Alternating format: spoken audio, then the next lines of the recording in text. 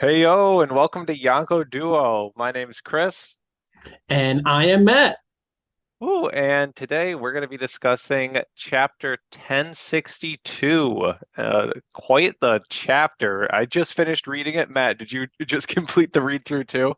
Just seconds ago, buddy. Yeah, let's kick it off with the cover story because when me and you were first talking, that was really like a huge piece of interest that I had seen where it looked like Cocoa Land was essentially completely frozen over um, by what I could only assume to be Aokiji. So a while ago, there was that whole theory of who's stopping on Totland Island, and Oda kind of quelled a lot of those by, oh yeah, it's just the Germa. But I'm pretty certain Aokiji also made landfall there and basically just froze the whole island. I don't know. What are you thinking? I mean, it definitely looks like ice. And, I was thinking because we got to see some of the Marines last chapter. I think it might be Aokiji and Smoker. Really? Why Smoker? Well, we know the two of them are friends, and we don't really know what Aokiji's deal still is. So we definitely know it's Aokiji, or I'm certain it's Aokiji doing something. The Mhm. other person, I like to assume it's Smoker because we saw Tashigi in last chapter. So where is Smoker? That's my question. And I don't think it's a bad question at all. I think Alkiji's definitely playing undercover with the Blackbeard Pirates, so I thought it would be Burgess. But a smoker is an interesting call there too. All right, well, so that kind of covers the cover story there. We can only speculate so much on it. So all right, dude, I'm gonna toss the ball in your court a little bit. I want to start off on the details of all these crazy sea beasts that we saw. Okay. I I thought it would maybe be one or two, or if anything, maybe a couple more sharks. No, it's like, are they sea kings that were modified? Are they Hmm. just giant animals that Vegapunk taught how to swim and gave them robotic attachments? Because they look so unique. I mean, some look like wolves, some look like lions. I think there's a polar bear in there. Yep, I'm pulling up the chapter here. Yeah, the one like there was one that was, and I can't tell if it was sweat or water coming off of it, but it was looking at Zoro and it looked worried. Yeah, there's like a giraffe, there's like a reindeer, there's a wolf, there's a bull, a lion. They all look really cool. Yeah, all these characters are very, very distinct. Mm. And I love that Zoro is not. Zoro is such a good straw hat. He does not trust anyone. And he's seeing all this. Just, I know he wants to turn to Frankie and Usopp and say, shut the hell up. We we need to keep our guard up. She is saying she wants to take our money. Yep.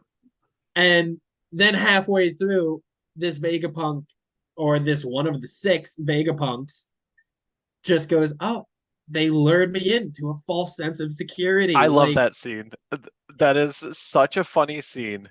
I just feel like she's going to give them so much more respect for that alone, even though it's just them doing their normal thing, just being themselves. So this Vegapunk is Lilith, and what we'll find out later in the chapters, Vegapunk has split himself into six entities, and Lilith is the evil entity essentially of himself, which I thought was really interesting. And I love that piece that you pointed out there where Lilith, like the logic Vegapunk is speaking to her, and he's like, "They're a newly dubbed Yonko crew. Don't get close to them. They're gonna screw up." And she's like, "No, they won't." And he's like, "You see that swordsman? You're in his range. He could end you in one shot. You see Nico Robin? She could end you in one shot." And dude, I loved that. I thought it was just a great way of showing how strong the Straw Hats are. And then she was like, "Oh, they lulled me in," because genuinely, Usopp and Sanji are smitten with her in different ways, as well as Frankie. But I just thought it was fantastic. And it kind of touches back on our first video where could the Straw Hats take on Vegapunk, or at least this Vegapunk here? And I think they can. I think that answered our question there. Okay, yeah, that definitely answers our question. I thought I thought the Vegapunks. or this Vegapunk would have a lot more body modifications. It doesn't Mm, seem like there's any body modifications at all right now, mhm. but I'm still keeping my hopes up for like just some type of death laser with the finger or some type of hyper beam. I don't know.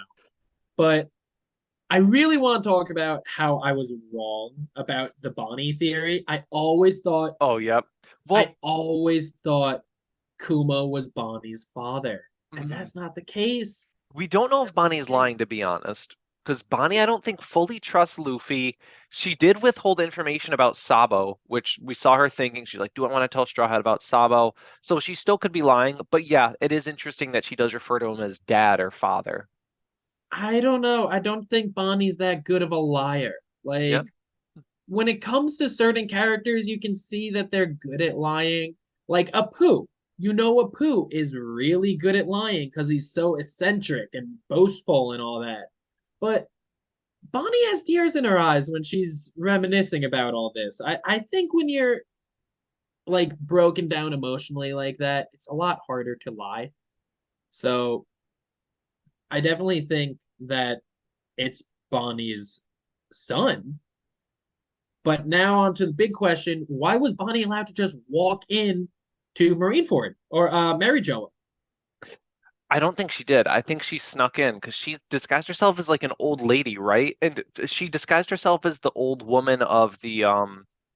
She was the queen of the Prudence Kingdom, or what kingdom No, was no, it? no. She was the king of like the queen of Strawberry. Some And I I think gotta that's look how that she one got up. in because I But think they she were was a aligned with the queen, world government. and they said, "Oh, she's here, so she's one of the queens." I mean, it could maybe be her parents or her mother is the queen, and she's a spitting image when she makes herself older. We'll get a And lot more then, information on Bonnie soon to come yeah, here. and then farther on into the chapter with this whole, it kind of seems like an amusement park. Yeah, I got that It seems same like vibe. Luffy just showed up at an amusement park that has these, I don't even think they're modified. Like this dragon looking dude. I'm so confused about him. It looks like a giant monster that would be in Monsters Inc. Yeah, I don't know what else to put it as. but the weirdest piece of it is, yeah, as odd and like as amusement parky as it is, it's all holograms. Um, which I thought was very fascinating. So it almost feels like a Vegapunk kind of like just holographic world. And actually, in that same scene, we get introduced to another Vegapunk. And this one's the Vegapunk of Wrath, Atlas. And she looks kind of, she looks like a, what's the name of that rocket boy? She gave me that vibe. She looks like very like Oh, child-esque, but she Mega stands Man. as big as Kaido. Yeah, yeah. Mega She Man. kind of looks like a Mega Man type character. But they Yeah. remark she stands as big as Kaido, and then she ends up punching a hologram because she has like a special photonic glove, and she seems interesting. She doesn't seem like aggressive or angry or anything like that. I still don't Well, angry, understand all the yes. holograms. Why? I mean, is the robot a hologram? Because we saw the dragon, Hmm. and Luffy just flew through the dragon. Is the robot a hologram too? And then what's the point of making a real robot? If you can make a real robot, make another real robot. Make two of them. Like, what's the point of making a real robot and then saying, "Oh, I want a hologram robot"? Just Well, I to, think I think Atlas is real because yeah, Luffy goes to punch her, but then yeah, she puts on these gloves and then she has an interaction with like another kind of holographic woman.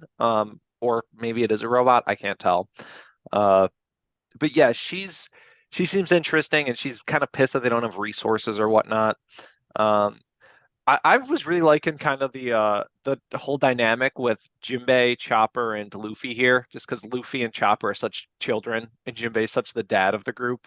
He's like kind of yeah, just like yeah. like watching It's after him definitely here. Jinbei is playing his role so well. I love Yeah, it. yeah. I Jinbei love it. fits into the Straw Hats perfectly. He's doing fantastic. And then they go use that food machine. Hmm. Okay, the one thing that I that really stood out to me was when they were showing the food, right? Bonnie's holding the hamburger and the soda. The soda literally says Vega Cola. That's what it's called. Yeah, I Vega saw the Cola. Vega Cola thing. Yeah. Frankie will be using this later in the arc, 1,000% I know. guaranteed. So what's gonna happen if Frankie starts using Vega Cola instead of normal cola? He's gonna get juiced up, man. He's gonna be so strong. Like I'm thinking about the power-ups that Frankie is going to get, and I'm so excited to see it because Frankie is a great character, and I want him to shine more for sure. Agreed. And I feel like those photonic gloves will come in handy as well, because they say that it can hit light photons essentially. Yeah, Um, I'm almost thinking they're going to be used in a fight against Kizaru. Maybe like a Straw Hat that doesn't have hockey puts on the gloves and like Usopp, Usopp maybe. I power don't know. up. I'm not saying I'm not saying no nothing, but maybe yes. That was kind of where my head was going to. I always wanted to see like end game Usopp. I mean post Elbaf Usopp Brave to warrior go of up the sea, against Kizaru. Usopp. Yeah. He already is a brave warrior of the sea, man. He stood down a admiral. He stood down Big Mom. Like Usopp is a brave warrior of the sea, whether he recognizes it or not. But when he finally does recognize it, he's just gonna be next level. I'm so excited for Usopp's glow up. But enough about Usopp. Back on the chapter here. After we kind of meet this one, now we cut over to CP Aegis Zero. This scene was fascinating, and I'll let you take the reins on this one. I mean, I am a very big Rob Lucci fan. I know you are. Even the little pigeon Hattori, how he's so decked up in his suit now. He looks so professional. He's such a young gentleman. Um, but I love the dialogue about this, and I really want to know why they're going to go quote unquote assassinate Vegapunk. I know Stussy says, "Oh, it's regarding what happened." We still don't really know what happened at Whole Cake Island. Mhm. And then we get the, I think, even more important than the fact that we know we're going to see these three characters again. Yes. Good chance in this arc. We're also going to get a Seraphim, a hmm Kuma Seraphim. Dude, Kuma has been my favorite character since like we saw him at Thriller Bark. I just He's been love my Kuma. favorite warlord. He's my favorite warlord. I know Mihawk is stronger than him, Oh yeah. but Kuma is my favorite warlord. His devil Such a fruit's great really cool backstory, too. such a great devil fruit. I The I think design's there's cool, holding the I think there's so Bible. many other things that he can still do with his devil fruit that we don't know about too. hmm Oh, 100% agree. Um, One thing I was going to say, just kind of regarding why they want to assassinate Vegapunk, and it's totally my own headcanon theory, but what happened at Marijois?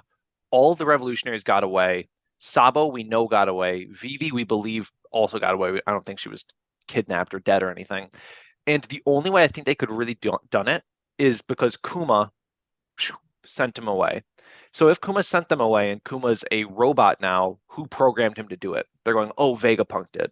So because of this, they're going, okay, well, Vegapunk still has control over Kuma or as the master control. Vegapunk probably created the Seraphins, so Vegapunk probably has master control over them. And they're going, okay, we got all we need from Vegapunk. At this point, keeping Vegapunk around is a liability, so we're gonna need to get rid of him. But that's my theory. I don't know how on point it is or not. Yeah, because it doesn't seem like my previous theory of Bonnie de-aging Kuma, so he has his consciousness again. I don't think that might be the case anymore. And that upsets me, but has me just so my mind is so open to so many different possibilities of this now because they did rescue Kuma, but they rescued a robot Kuma. Yep. So what's that even gonna do? I mean, Yep. Let's it's basically just you have a robot that can't actually do anything. So are you saying they want to kill Vegapunk so that Vegapunk can't like deprogram the robotic Kuma essentially or like open up hard drives in him?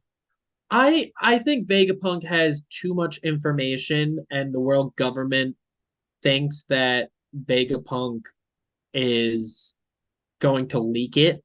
I mean, if we're talking about powerhouses, at this point, I'm putting Vegapunk in its own category. It goes World Government, Marines, and then Vegapunk.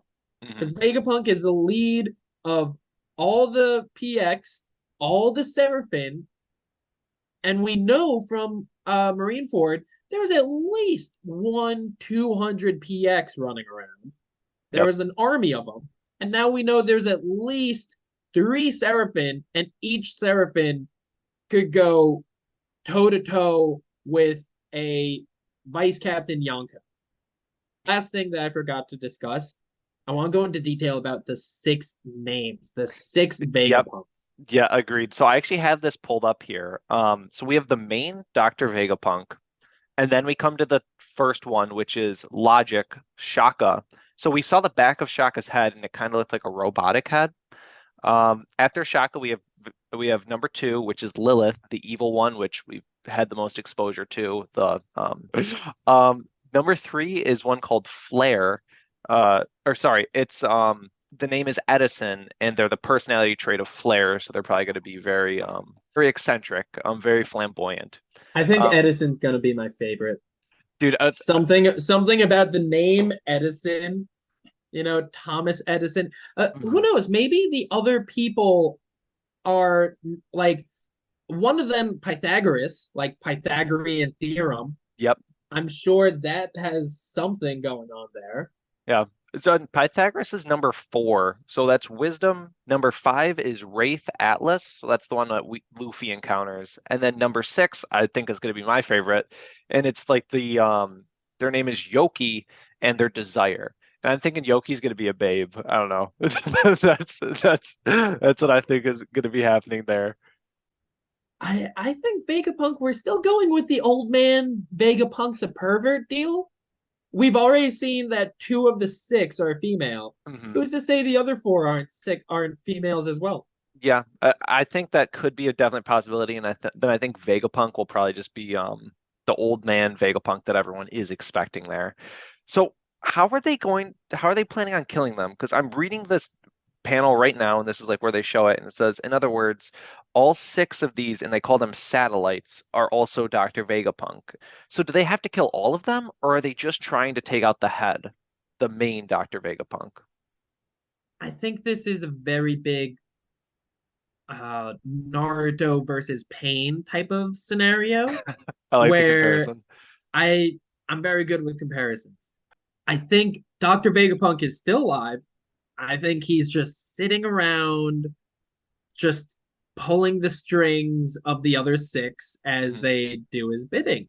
Yeah. And I think you could take one of the six out, but I'm sure that you need to either have all six defeated or you need to take down Dr. Vegapunk directly. Mhm. And that's the only two options. And I think Dr. Vegapunk is so well protected and his defenses that he has prepared are so powerful that it's going to be baseline impossible to get a hold of him. I agree. Well, Matt, with that, this kind of brings us to the end of the chapter. So next up, we're kind of looking at what's going to happen with these CPI just Zero, Stussy, Lucci, and Kaku. Any closing remarks here?